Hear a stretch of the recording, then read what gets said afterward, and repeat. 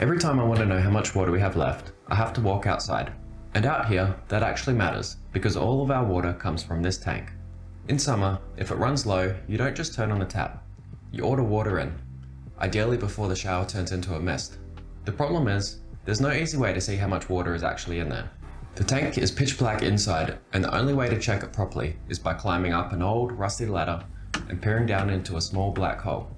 It's awkward, it's not particularly safe, and it's something I really don't want to be doing regularly. So I started wondering, why am I still guessing how much water we have? And why can't the tank just tell me? So I built one that does. Solar powered, and it feeds straight into Home Assistant. After the last tank video, heaps of you had good ideas, so I took the main ones and rebuilt it properly. The goal for this project was simple. Build a water tank monitor that tells me exactly what's left, sends it into Home Assistant, runs on solar power, and basically looks after itself. No battery changes, no charging, no maintenance. Ideally, indefinitely. The tank is about 15 meters from the house and around 40 meters from the Wi-Fi router through walls, so the connection still needs to be reliable. But more than anything, this had to be something I could rely on. In a previous project, I used an ultrasonic sensor. It worked, but it had its limitations. Inside a water tank, with condensation, temperature changes, and the occasional mystery insect, it wasn't always as reliable as I wanted.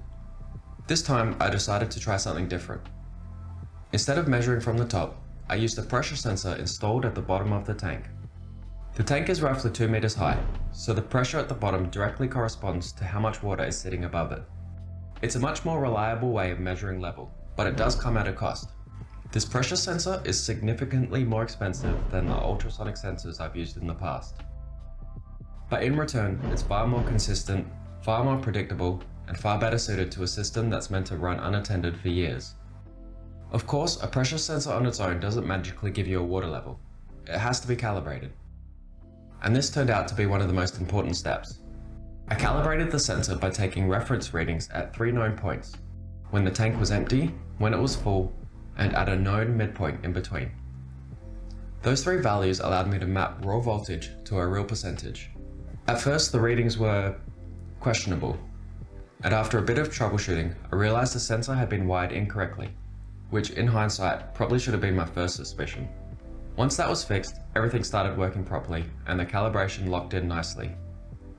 From that point on, the readings were stable and repeatable. The brain of the system is an ESP32C6. It connects over Wi-Fi and integrates directly into Home Assistant using ESPHome. That means all the data stays local, it's easy to visualize, and it's easy to tweak and improve over time. I did have to make a few tweaks on the Wi-Fi side to keep power usage as low as possible. In the ESPHome configuration, I've reduced the Wi-Fi transmit power, made a few minor adjustments to connection behavior, and assigned a static IP address. None of that changes how it behaves day to day, but it does mean the ESP32 spends less time and energy dealing with Wi-Fi than it absolutely has to, which matters when you're trying to squeeze every bit of efficiency out of a solar-powered system. The ESP32 spends most of its life in deep sleep.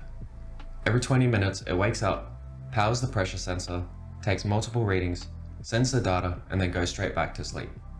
To save power, the pressure sensor itself only gets powered when it's actually needed. A boost converter steps the battery voltage up to 5 volts for the sensor, and that converter is disabled the rest of the time. I'm also using an external Wi-Fi antenna on the ESP32C6, which meant a couple of adjustments in the code to make sure the correct antenna path was enabled. That gave me a much more reliable connection, especially with the tank outside and the router behind multiple walls. One thing I will say, the ESP32C6 was a bit of a pain to get going with ESPHome. It's a newer chip, and there just isn't the same level of library support yet compared to older ESP32 variants. In particular, getting reliable ADC readings and battery monitoring took a bit more effort than usual.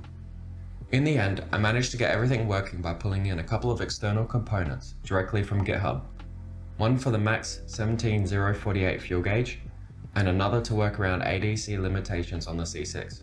Once that was in place, everything behaved exactly as expected, but it's definitely something to be aware of if you're thinking of using this chip. If you want the least friction, an older ESP32 will be easier right now. I went with the C6 because I wanted to test it and see how far I could push the power side.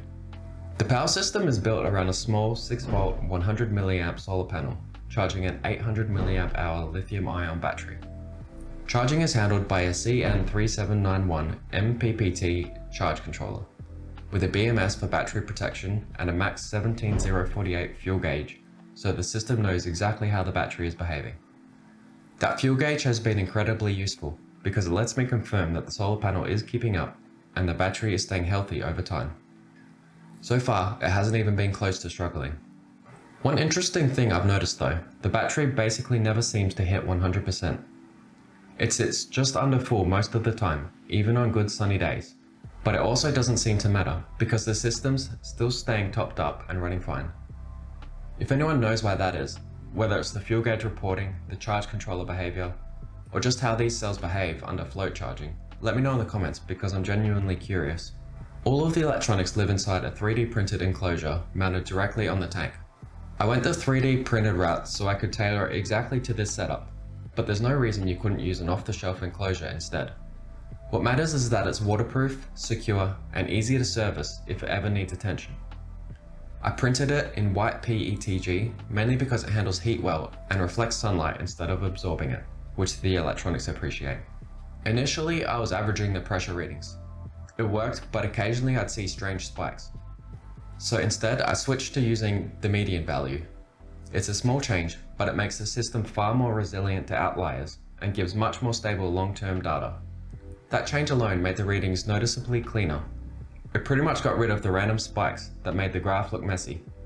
Between the sensor filtering, Wi-Fi tuning, and aggressive sleep strategy, the system has slowly gone from working to something I'd actually rely on long-term, which is really the difference between a prototype and a finished build.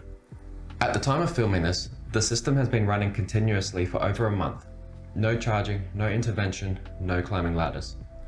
The battery has stayed healthy, the solar panel has had no trouble keeping up, and the readings have been getting more consistent every day.